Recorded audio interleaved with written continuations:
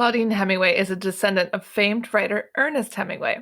We bumped into each other at a party and decided to team up and dive deep into French history, but with a twist, by bringing a spotlight to those lesser known creatives in France. This is History with a Hemingway. Welcome back to Paris History Avec Hemingway. I'm here with Claudine, and today we are talking about the Paris Mint and the Institut de France. And I'm sure you don't know many things about either of these places. I was lucky enough to photograph them. I didn't know much about them either until I went inside, and they're quite amazing. So Claudine's going to give us more information. Yeah, so these are two buildings that are right next to each other, right on the left bank, right at the edge of the Seine, and they are two buildings. You could go into one of them all the time, and the other one you could go into on special occasions, and those special occasions are coming up. So it's my favorite time in Paris in September, and I'll tell you all about it. But the first one we're going to talk about is the Musée de Paris. And the Musée de Paris is the Paris Mint. And it is actually the oldest company in France and the seventh oldest company still in the world. Wait, in the world? That's cool. Wow. Yeah. So it opened June 25th, 864. Wow. Under Charles II. Charles II was known as Charles the Bald. Poor guy. And back then, the kings, like there was one that was like Louis the Fat, some other ones. They kind of got rid of some of those names after a while. Yikes. So that's, and he was actually the grandson of Charlemagne. And Charlemagne had actually decided to break what was France at that time, break it apart into three sections. And Charles II was the king of Western France. Aha, I had no idea they even broke France up like that. We're learning so much in this episode. And it wasn't, I mean, you can't, if you show maps of that time, it's not like France outlined today, because this is 864 and it kept going, all these things kept moving and going back and forth. But he was called Charles the Bald, because he was, at one point, he was was in the church, and he was an abbot. And so he decided to shave his head to show his allegiance to God. Before that, which I thought this was really interesting, Charlemagne and the kings of the Frankish kings, which is what they were at the time, they were supposed to have long hair, like very long hair. Why? I don't know. Interesting. But that was part of the rule, that the Frankish kings had to have very long hair. So now when you go stand in front of Notre Dame and you see the big statue of Charlemagne, you'll know why he has long hair. We don't know, but we do know. Yeah, we don't know, but we do. Like, it's just something they were supposed to have. It's probably showed their virility because they could have this long, luscious hair. They were a lot like women back then, wearing their high heels and their long outfits. Yep, and the red heels, Louis XIV and his red heels, which, my favorite, Christian Louboutin, he did his red heel, but there were some before that. Seriously, I love it. Yeah. So the Monet, the mint, when it was created, this is where they created all of the money for France. And so it was all being created. They had quite a few different locations, but the location that we are talking about today that's right there on the Seine, that building was created 1771, and a gentleman named Jacques Denis Antoine was tasked with the creation of the mint for this building.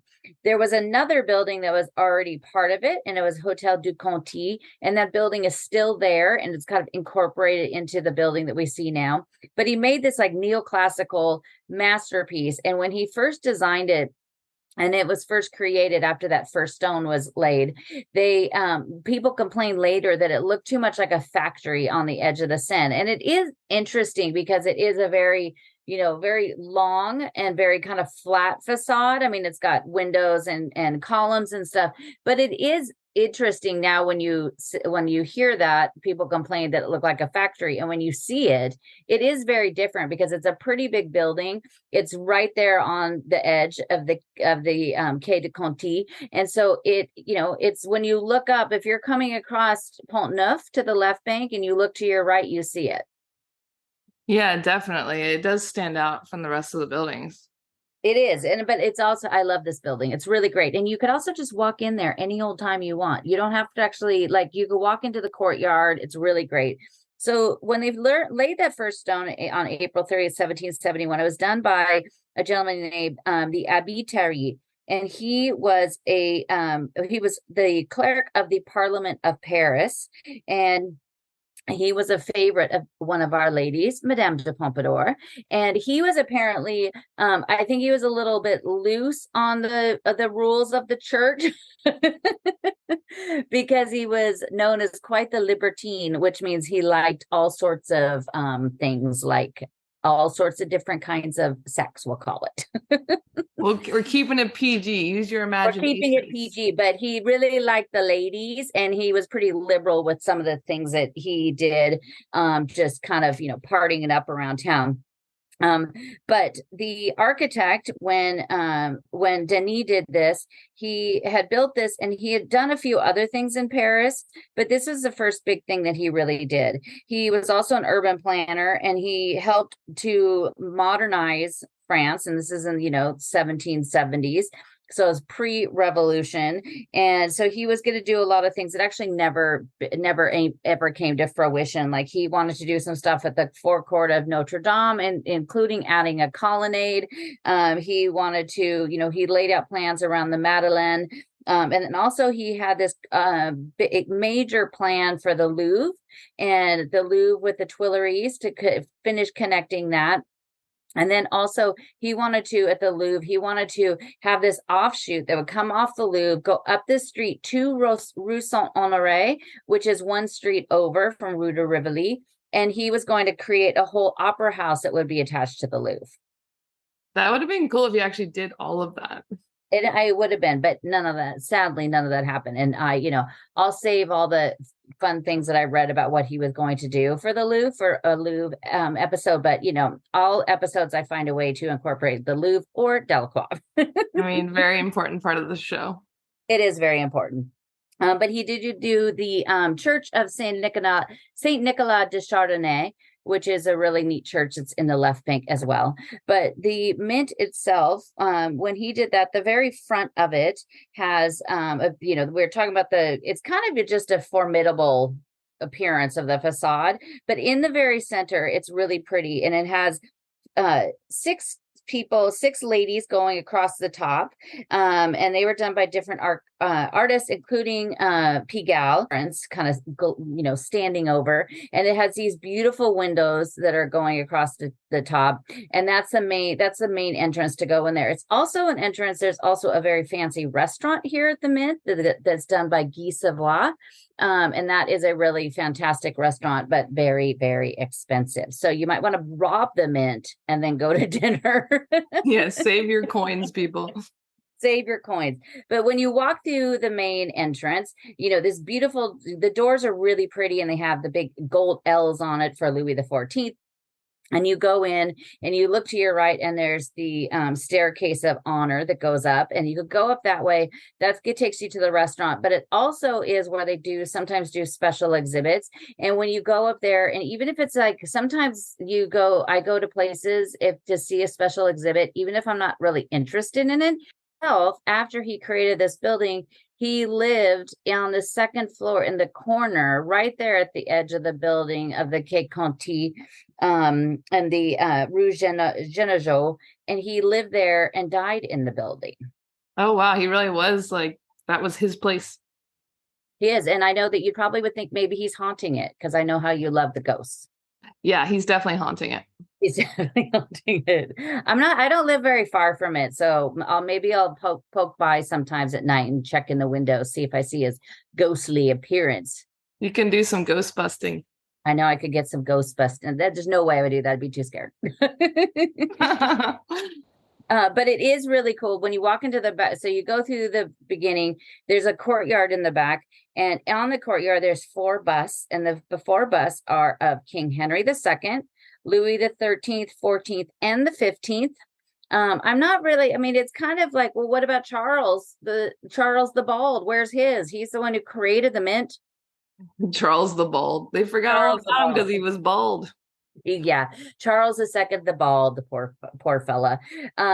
But and then around it they have these, you could go into all these different rooms, and there's also the museum. So there's an actual museum there that's all about the making of money, and it's really, really fascinating. Nobody goes there. Literally, I've gone in there 3 or 4 times, and I'm the only person. I half the time I don't even remember if I've seen a guard, but there's a guard every few rooms. But it's really cool. Like, at the beginning of it, it kind of tells you all about money and the different kinds of money that they've had in French history. And there has been a zillion kinds, because every king liked to kind of have his, we've talked about it before, when there was the money that was called the Louis, because of course they named it after themselves. But it's really cool because it shows you all of the different kinds of money, and then it shows you how it's created. The actual mint is down in near Bordeaux. And so that is the mint that's making all of that. The mint that's here, the Monet, it is actually making all of these special coins. So if you go into any of the monuments or the museums, a lot of times there's like kind of almost a vending machine like thing. You put in €3 and it spits out a coin. I just was in the Saint-Sulpice church today, and they have one there. And the one side of the gold coin, not real gold, has the Church of Saint-Sulpice, and then on the back of it, it has the Our Lady. But you could find these, like Notre Dame had them, the Louvre, everybody, all the monuments and a lot of the big churches have these that you could buy, and they're all made here. Yeah, like you said, that museum is always empty, and it actually is really fascinating and really cool. I've done some video work in there for some of the things they have there, and definitely worth a visit. It's really cool. I mean, I think it's a really great museum if you're coming with kids, especially if you have little kids or teenagers. They have a whole area where they have the die casts of other special coins. So, not only do they just make have they in history made the special, the coins that, we just carry in our pocket, but then they also made special ones. So there's ones that are like, this is the marriage of Louis XVI and Marie Antoinette. Here's what that looks like. Here's one of Henry IV. Like, all the kings had one with their image on it. They were marking births, marriages, all sorts of special events. And you could even put this little round disc of metal in there and kind of stamp and see, like, it shows you how they make it. You could even kind of make one of your own. And I was like, totally a big kid, like, oh, I'm going to make that one.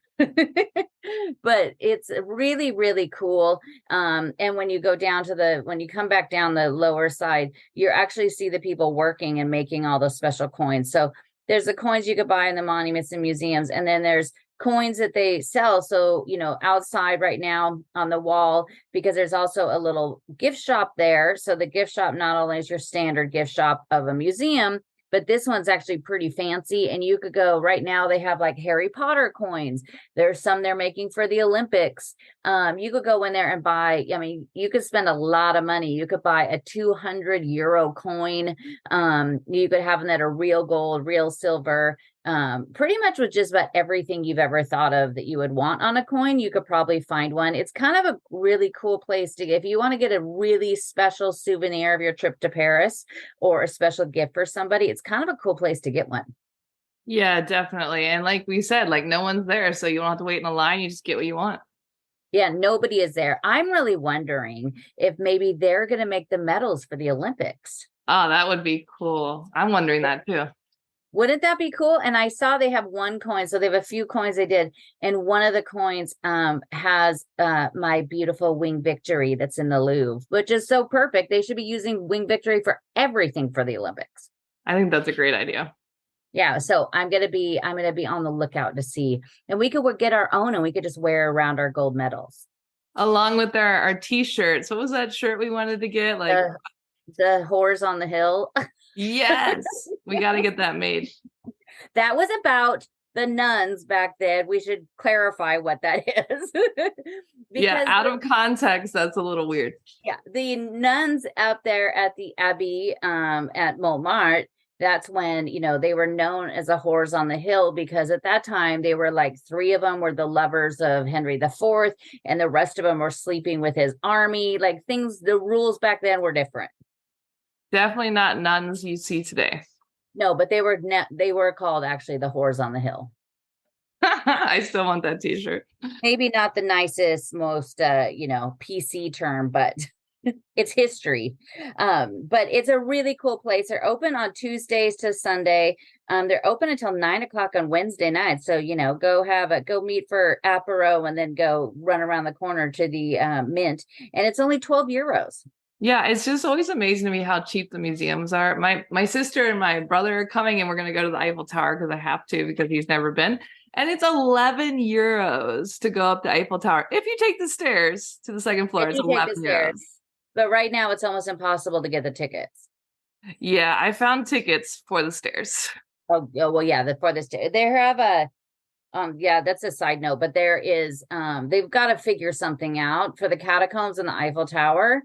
If you are coming to Paris and you want to go see either one of those, if you're coming in the off season, fine, but just go straight there and wait and go first thing in the morning before it opens, like a half an hour, and get and wait in line. The problem is now is because when both of these, like the Eiffel Tower puts them up 60 days in advance, and all of these third party sellers go in and buy them all immediately. And so people wanting to get tickets, it's almost impossible to get the elevator tickets. And then the catacombs is actually going to change it. So they only sell them 4 days out. Yeah, it's really difficult and it is annoying that they give them access before. And like a lot of these tour companies, some people will just buy with them just to go up. They don't even stay on the tour. No, they don't. And they're these, instead of it being, 11 euros, it's now 30 euros. Yeah, it's definitely a So big ripoff. yeah, it's kind of, I don't know. I mean, they need to figure it out before the Olympics, because if it's, this summer I had clients that I was planning their trips, and they'd say, and I'd be like, well, it's almost impossible. But I looked, the other problem with the third party sellers, you could go on these Viator and get your guide and you could buy your tickets 7 or 8 months out, but 60 days out, they might not have your ticket. And what happens a lot of times to people more than not is they're 24 hours before, they send them an email and say, hey, sorry, your tour's canceled. Yeah, I mean, it's just ridiculous. Yeah, it's pretty bad. But the Monet is not going to do that to you. Just go to the Monet. Yeah, get your money, your $12 worth. You could buy a coin with the Eiffel Tower on it. Way more exciting. Get way more exciting. or go to Montparnasse. I think that's actually the best view. I've still never been up there. I got to get up there. You got to go up there. Well, we should go up there in the winter, and we could watch Giuseppe ice skate, because there's no way I'm doing that. That also is a great idea. I'm sure he will do that.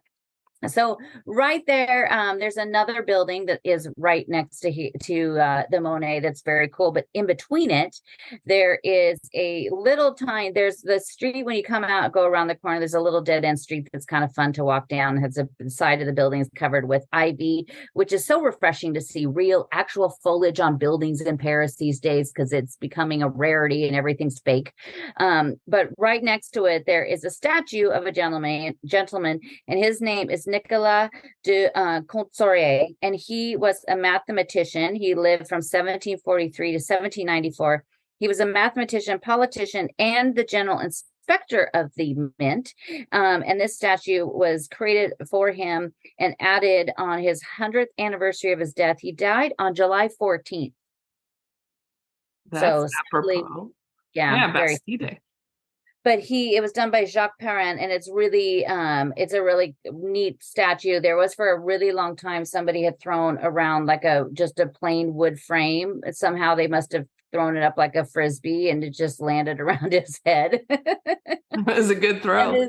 The city left it there for like 3 months before it finally came down. That's so funny. I'm sad I missed that. Yeah, I'm sure I have some pictures. I'll see if I could find one.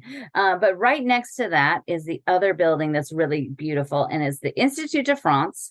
And this is kind of one of my very favorites, because when I would visit, I'd always stay around the area, and it was one of the first things I had to do every day when I got there is I had to walk back down the Rue Mazarine, the street behind it, and see the dome. And then I knew I was back in Paris.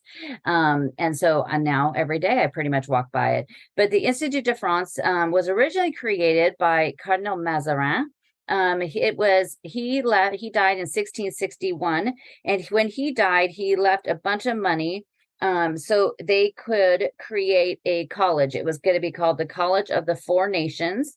And the College of the Four Nations was only 60 students, and they came from Alsace, Touraine, Roussan, and Artois. And those were the four places that they came from, 60 students.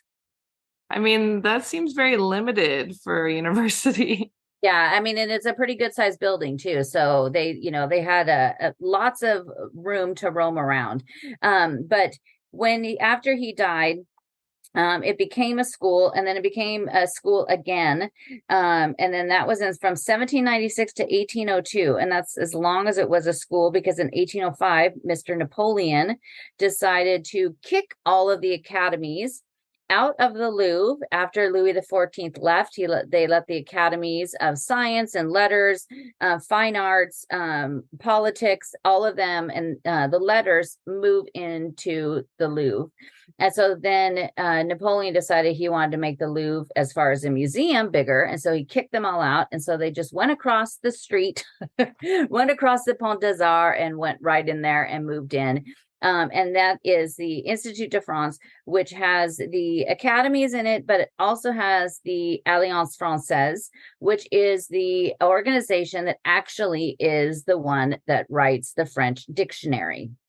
And the French dictionary, first of all, you'd probably, we want to curse their name a little bit, because French is such a difficult language to get, and these are the guys we could blame. So the Académie Française was created in 1634, and so next year it's going to be 390 years old, but it governs the French language. It was originally created by Cardinal Richelieu, who was the chief minister of Louis XIII, and it's one of the, another one of the oldest institutes in Paris.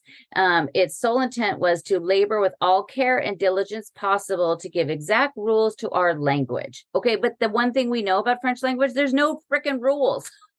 They did a bad job. They did a very bad job. Once you think you have a rule, then you find the reason why that's not the rule. But it gets really frustrating. But the Académie Française they are now, and because I walk by here every day, and they have a little bookstore there, and in the window it had the new edition of the dictionary, but it's only A through E. And in 389 years, guess how many versions of the dictionary there have been? 3. Well, actually a little more than that, 8. That's shocking. So the 9th version, which we only have a few letters of, A through E, they've been working on that since 1935. Talk about a slow process. I know. I mean, that's probably why we have so many rules that aren't rules. Seriously. But they continue to add words. Like when COVID happened, they had to decide, is it masculine or feminine? They are really fighting against anything that's Franglish. It's the rules and the things that they do. It's pretty hilarious. And so it's like, I think French is just so difficult because these guys are in there trying to just, prolong their jobs. Yeah. And they're in there for life. They don't get kicked out till they die. Yeah, so those seats of those, and every one of these academies has their own, and they're called the Immortals. And they literally have that seat until they die. And right now, like the Academy of Fine Arts has multiple ones underneath that. And so underneath that, they have painting, sculpture, architecture, engraving, musical composition, artistic creation and cinema, photography, so you could get one, choreography, and foreign posts. One of the guys under the foreign posts is Woody Allen. He has seat number 10. And under the cinema is Roman Polanski. They really like him here, and I don't know why. They do really like him here. And, if he ever leaves here, that's where he's going to get arrested. But France doesn't have the extradition, so he could stay here and nothing happens. But the building itself is gorgeous. The big tomb, the dome, I should say, that's underneath there. That is where they all sit. That's where you have been before. And the dome. And then there is a big, huge statue of Napoleon there. And it's also the tomb of the Cardinal Mazarin is there because he liked how Mr. Richelieu had his tomb created in the chapel of Sorbonne. And so he wanted his tomb to go into a school as well. So he is buried underneath. Do you remember seeing the tomb? I did not see the tomb. We just sat in the seating and they were telling us about everybody because I got to photograph it with a VIP group and they were like, it was such a big deal they let us sit in the seats even because it's like very prestigious. Yeah, you could do so the third weekend of September is the Patrimon weekend, and they let you that's one of the places you could go. I have a special pass to use the library. So there's the Bibliothèque Mazarin, which is it actually is filled with some of the oldest books in all of France. There's the Bibliothèque Nationale de France, which was where he actually lived, Mazarin actually lived, but his actual books are in the Bibliothèque Mazarin. And it's a beautiful, beautiful, like, I mean, just how you see all the French libraries. It's really, really great. And I have a special card that I could go use the library whenever I want. And it's really great, but he's buried there. So when I went, I really wanted to see his tomb that was there. And it's a really cool place. But when you go on this third weekend, so this year it's 16th and 17th of September, it's always the third weekend in September. So if you can't come this year, put it on your calendar for 2024.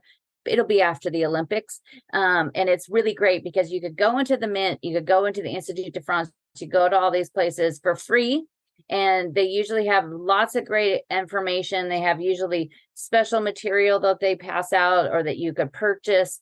And if you're a total history dork like I am, it's your favorite weekend of the whole year. Yeah, I'm glad you told me the dates because I always forget. So now I can actually put it on my calendar. That would be awesome. Yeah, some of the things take planning. Some of them you have to have tickets for. Some of the times their website, the Patrimon, the Journée de Patrimon website is horrible. That's from the Ministry of Culture, just literally the worst. And so a lot of them, the ones that you have to have tickets for, like the Palais d'Élysée, they don't tell you when. So you just have to kind of keep going and checking to see the Palais Royal. Some of them, it's easier to get the tickets for, but Élysée Palace is, as soon as they go on sale, they're gone. Because they don't put a whole ton of them out, which is great since they started the tickets when the Gilets Jaunes was kicking up. I think in 2019 they started the tickets, which is kind of a pain, but it's actually great because the places they make you have the tickets, the crowd is way more manageable and you'll actually enjoy the visit. Before that, it was like body to body people. Yeah, that's the one place I've still never been inside and I want to go inside, but I don't think I'll be checking the website. So it looks like I'll miss it again. You've been in there. You can tell us all about it. I know, I've been in there twice. You are like the mistress of Macron. I wish. I wish. Hopefully none of my French friends are listening to this because they got mad at me when I share the really hot pictures of the president that his official photographer takes. And they were like, Claudine is horrible. And I'm like, okay, so now Camille and I just share them back and forth. Oh, that's so funny. I love it. I wish I could be the mistress of the president. We've talked about, remember when we talked about the woman that was pleasuring the president, Felix Faroux? Yeah, and she died, or he died. Yeah, he died, and but she used to come in through the back gate. So the second time I went to the Élysée Palace, you go in through the back gate. So the whole time I was like, I was thinking of her, Marguerite Stellin. I mean, I was like, how could we? Went through? We can't forget her. No, we love the courtesans. We love the prostitutes of France. The whores on the hill. The whores on the hill. Well, guys, thanks so much for tuning in today. And make sure you get more information on Claudine's website and tune in next week to learn more about all these amazing places you can visit on your next trip. Thanks for listening today, guys. If you're interested in learning more about Claudine, her tours, history, and the beautiful photographs that she posts all over Instagram, tune into her website, claudinehemingway.com.